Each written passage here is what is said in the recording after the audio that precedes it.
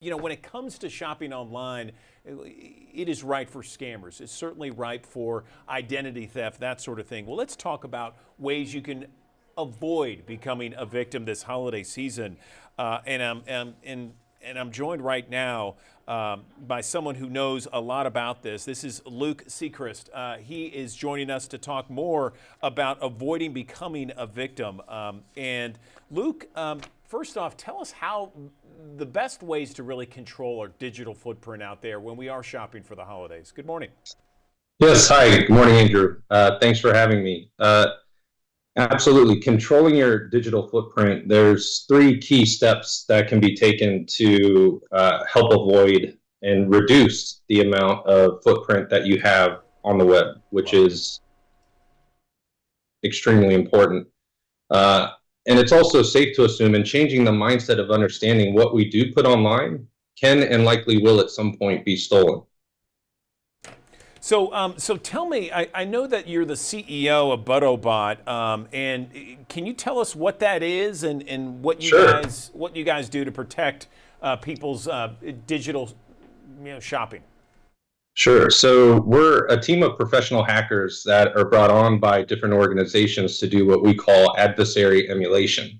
Essentially, what that means is we attack like a hacker would attack, and we try to steal our customers' data, take down systems, or socially engineer key stakeholders. So tell us how the process works. I mean, you don't have to get into super detail, but how successful are you guys? I mean, this team of hackers trying to get someone's identity, Sure. I guess. Yeah, it's a great question. So success is measured in many different ways, but many organizations are highly susceptible to breach, even with millions of dollars spent towards defense. That's why our team is very valuable, so that we can essentially be the good bad guys and find those gaps and weaknesses before the actual bad guys do, so you have time to fix it. So, all right, if we were to do kind of some bullet points for people when they're shopping online this holiday season to protect themselves and their identity, if you had to name maybe three of them, how would you name it?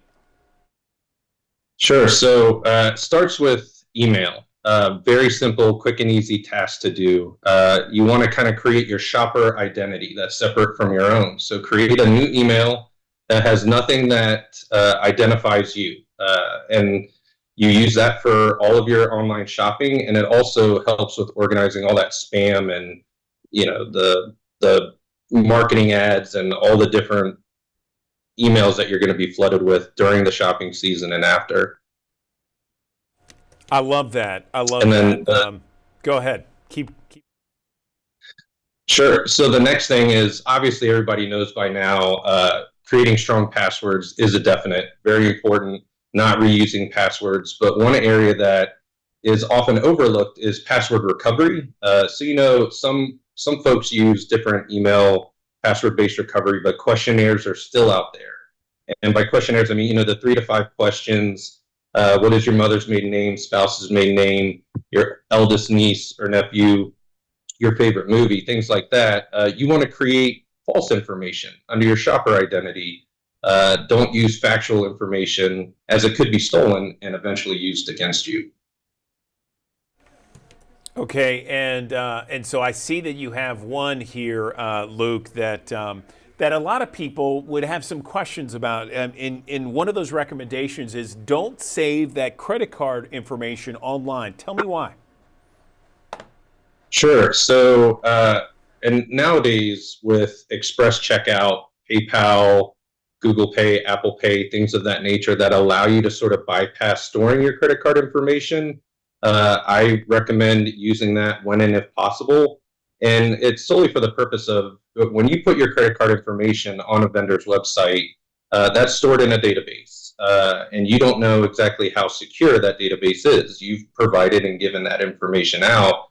And again, under the whole idea of controlling or reducing your digital footprint, your payment method is huge, right? Because even if they're not looking to steal your identity, if they capture your credit card or banking information, that's all obviously something we don't want to have happen.